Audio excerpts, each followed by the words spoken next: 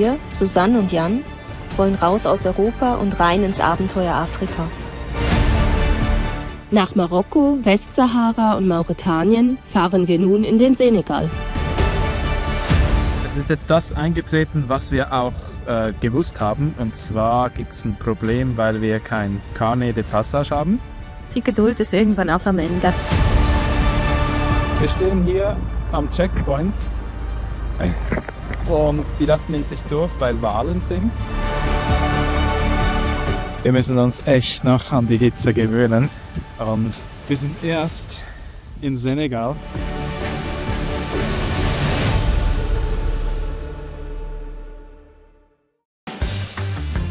Wir stehen jetzt an der Grenze Mauretanien-Senegal, auf der mauretanischen Seite. Stromausfall, heißt wir dürfen jetzt warten.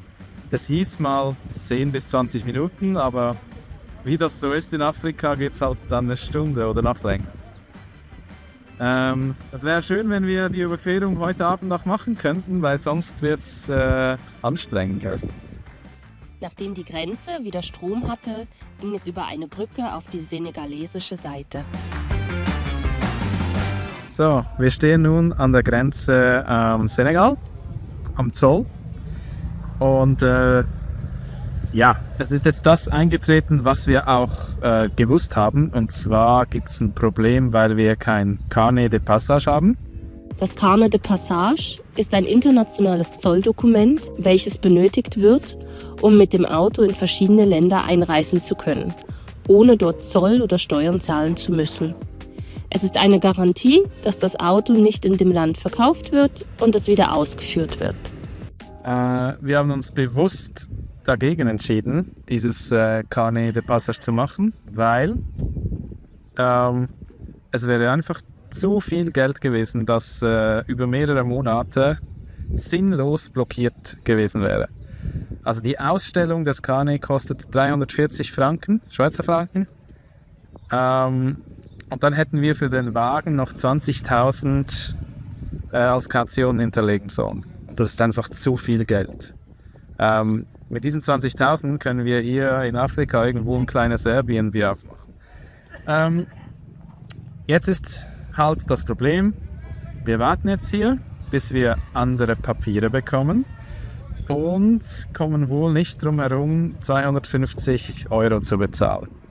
Was immer noch weniger wäre, als die Ausstellung für das Carnet gekostet hätte. Ja, jetzt heißt es warten. Wir haben auch etwas Gesellschaft bekommen. Und ja, wir hoffen, dass es bald weitergeht. Wir sind immer noch im Warten. Und ja, es kann dauern. Aber wie gesagt, es war uns bewusst. Und wenn es nur an dieser Grenze dieses Problem gibt, dann sind wir deutlich günstiger weggekommen. Es hat uns einfach Lebenszeit gekostet. Bin ich stimmig? Schüssel. Im Keller. Aber ich strahle nach außen. Ich habe Geduld. Aber du hast ja gewusst, dass er auf uns zukommt, oder? Ja, trotzdem. Die Geduld ist irgendwann auch am Ende. So viele Leute, die rumstehen und du weißt nicht, wer beim Zoll ist oder wer nicht. Jeder will dich irgendwie verarschen. Geld wechseln zu einem Schissen. Geld haben fürs Auto. Nicht vergessen die Brücke. Ah ja, die Brücke. Ja. Umgerechnet 10 € für die Brückenüberfahrt. Welcome to Africa. Welcome to Africa. Nachdem wir stundenlang gewartet haben und es langsam dunkel geworden ist, haben wir dann doch noch das wichtige Dokument für das Auto erhalten. Jedoch ist das nur für 10 Tage gültig. Dementsprechend durften wir mal wieder im Dunkeln in Senegal Auto fahren und nach unserer Pension suchen. Nach ein paar Irrfahrten haben wir auch das geschafft. So, die erste Nacht in Senegal. Jetzt geht's weiter. Richtung Sali heißt das. Und ja, das Problem, das wir jetzt haben, wir suchen einen Bankomaten, der Mastercard nimmt. Weil bis jetzt alle Banken hier, die nehmen nur Visa. Das ist eine Kritik an Neon. Nur Mastercard. Ja, wir schauen. Und ja, wir haben das Geld gefunden. Die erste Fahrt führte uns in den nächsten Lebensmittelladen. Es ist wohl temperiert hier drin mit Klimaanlage. Wir bekommen wieder Alkohol. Stimmig im Laden. Voll entspannt. Geiler Sound, hä? Ja.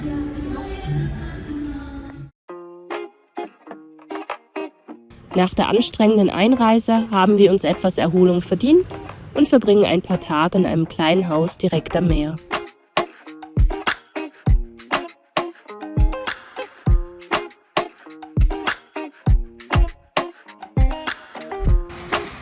Wir haben es endlich geschafft. Endlich. Die Strapazen haben sich gelohnt. Nach dem ganzen Zoll, die Stunden, sind wir endlich wirklich in Senegal angekommen. Und es ist einfach wunderschön. Und die Leute sind so freundlich. Ja. Und ja. Man muss ja auch sagen, die Leute am Zoll waren ja auch nett. Und die Polizeikontrollen auf der Straße sind auch viel unkomplizierter, als man denkt. Unsere Taktik bei den Polizeikontrollen: nach dem Polizisten Ausschau halten, lächeln und winken. Die meisten waren froh, nicht von ihrem Schattenplatz aufstehen zu müssen und haben uns nett zurückgewunken.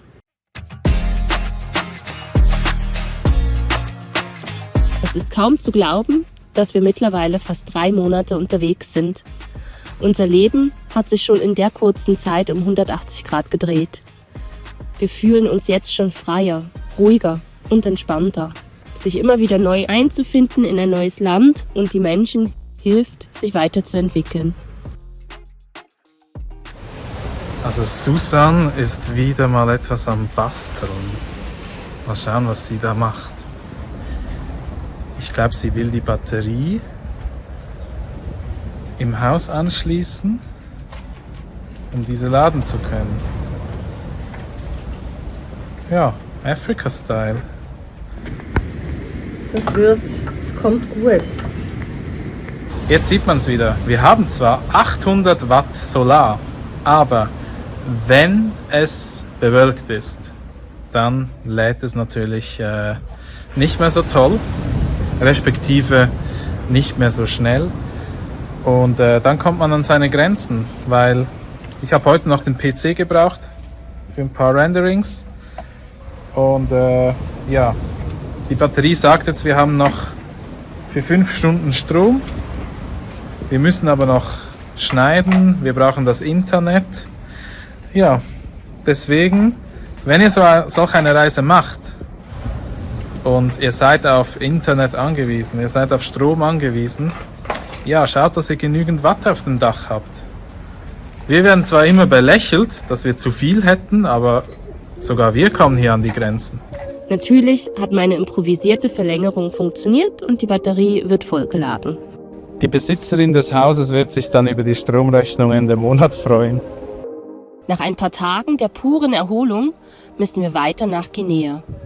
Leider kommen wir nicht weiter. Es sind Parlamentswahlen in Senegal. Zwischen den verschiedenen Regionen ist heute kein Durchkommen. Es darf aus Sicherheitsgründen nicht gereist werden.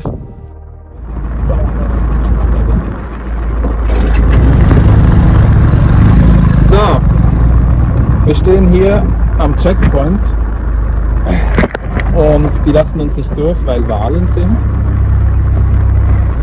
Wir können nicht reisen. Das heißt, wir fahren jetzt zurück, wo wir hergekommen sind.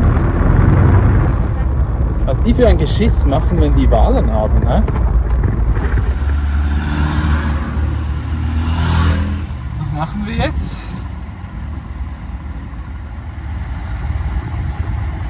Das ist noch nicht. Sie schaut. Ob wir wieder zurück können. Ich fahre schon mal zurück. Yay! Wir können jetzt nochmal zurückfahren in die Unterkunft. Zum Glück ist sie so unkompliziert und hat Verständnis dafür. Und arrangiert jetzt nochmal, dass wir heute nochmal am gleichen Haus ankommen und die Schlüssel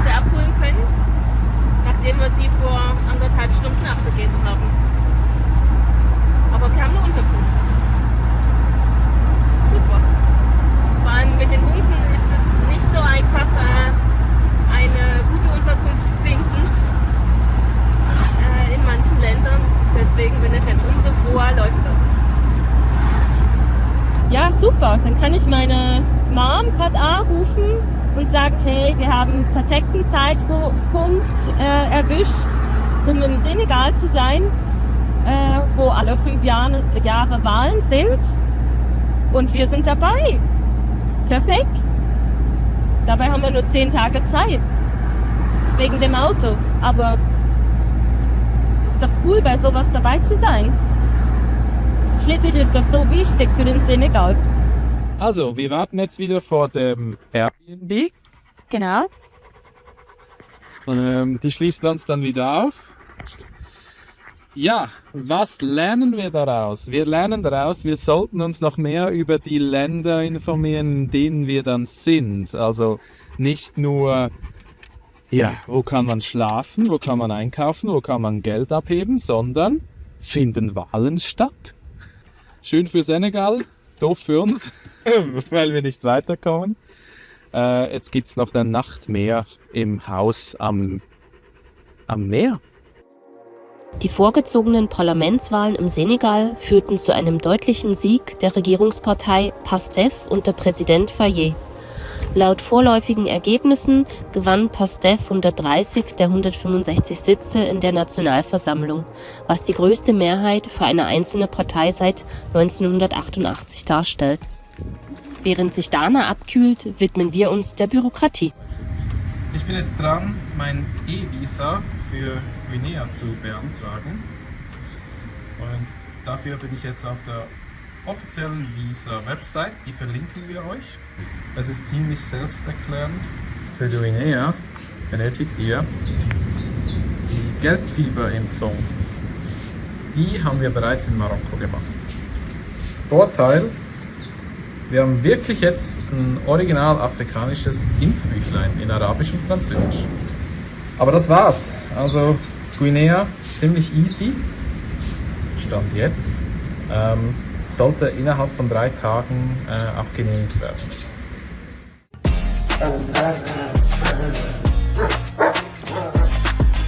Einen Tag später können wir wieder weiterreisen. Da wir leider nur 10 Tage in Senegal bleiben dürfen, machen wir uns langsam auf den Weg in Richtung Guinea.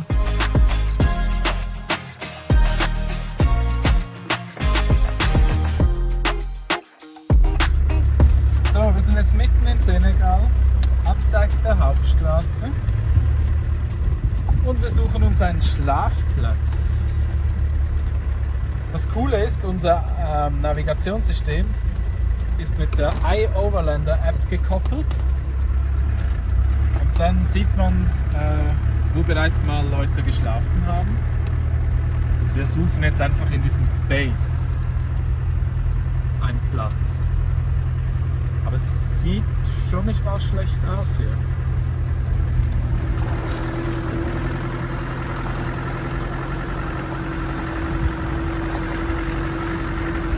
Also, wir parken jetzt den Wagen in Fahrtrichtung Westen. Dann kann das Solar noch schön laden, wenn wir das Dach oben haben. Heißt einfach, dass wir keine Morgensonne erwischen, aber das ist ja nicht so schlimm, weil morgen geht es ja dann sowieso weiter. Und ich glaube, die Hunde sind auch happy, dass wir jetzt einen Platz gewonnen haben. Yay! Wir bauen unser immer noch improvisiertes Hubdach auf und sind für den Tag mal angekommen. Die feuchte Hitze geht doch ganz schön auf das Kreislaufsystem. Wir müssen uns echt noch an die Hitze gewöhnen. Und wir sind erst in Senegal. Ja, was haben wir getan? Das ist die Frage. Mit einem kühlen Bier lässt sich die Anstrengung besser ertragen.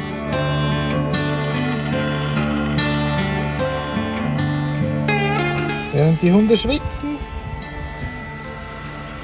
sind wir am Kochen.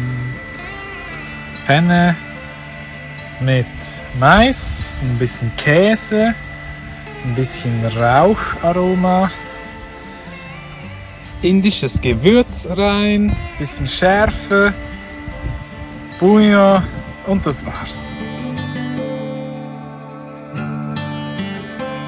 Das gemeinsame Spielen am kühleren Abend heitert auch unsere Hunde wieder sichtlich auf.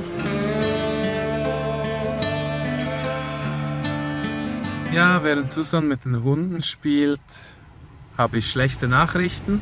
Mein Visa für Guinea wurde abgelehnt, weil die Hotelreservation auf den Namen von Susan gemacht wurde. Natürlich, weil sie es reserviert hat. Und ich nicht draufstehe. Das ist völlig ein Witz, weil ich habe ja dann ihre Reservation auch natürlich genommen und habe auch hineingeschrieben 2 Personen, aber ja, jetzt wurde es abgelehnt. Heißt, ich muss jetzt nochmals, ja, keine Ahnung, ich schreibe ihnen nochmals, dass wir da zusammenreisen. Und wenn das nicht klappt, mache ich halt für mich eine Hotelreservation auf Booking, welche ich dann noch frei canceln kann. Und dann sehen wir weiter. So, wir sind jetzt in Ziguinchor, keine Ahnung, wie man es ausspricht. Wir gehen jetzt auf die Botschaft von Guinea-Bissau, um dort die Visa zu bekommen. Und dann hoffen wir, dass das schnell geht. Dann geht es zur Grenze und noch heute Richtung Ozean in Guinea-Bissau. Für insgesamt 50.000 Francs haben wir beide unser Visa für Guinea-Bissau erhalten. Wir haben unser Visa bekommen. In einer Bruchbude. Ja, aber er war mega nett und es war günstiger, als wenn man jetzt an der Grenze gelöst hätte.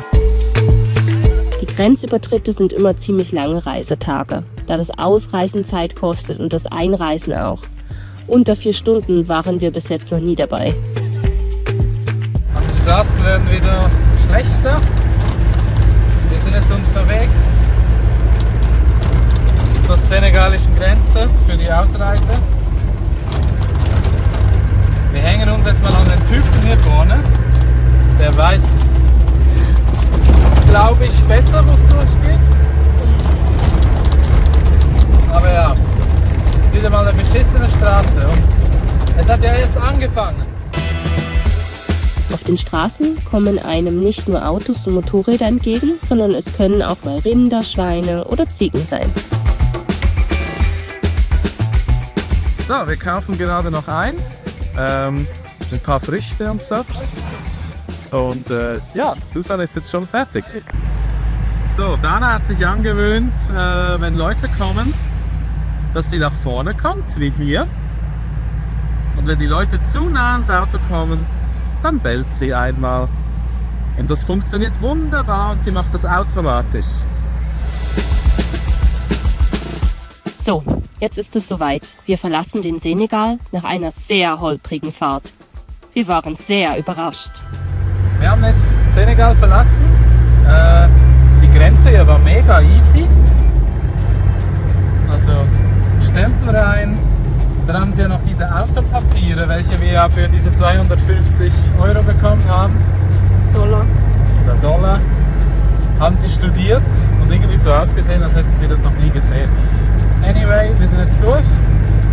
Jetzt geht's Richtung Guinea-Bissau und ich hoffe, dass dort der Grenzübertritt genauso einfach verläuft wie jetzt hier der Austritt. An der Grenze Guinea-Bissau. Ein fast familiärer Empfang, völlig entspannt. So, wir haben es geschafft. Wo sind wir? Guinea-Bissau. Hey, easy Grenzübergang. Die waren so gechillt. Und ja, alles lief rund. Tut mal gut. Was uns in Guinea-Bissau erwartet? Noch schlimmere Straßen. Aber auch ein Traumstrand nur für uns.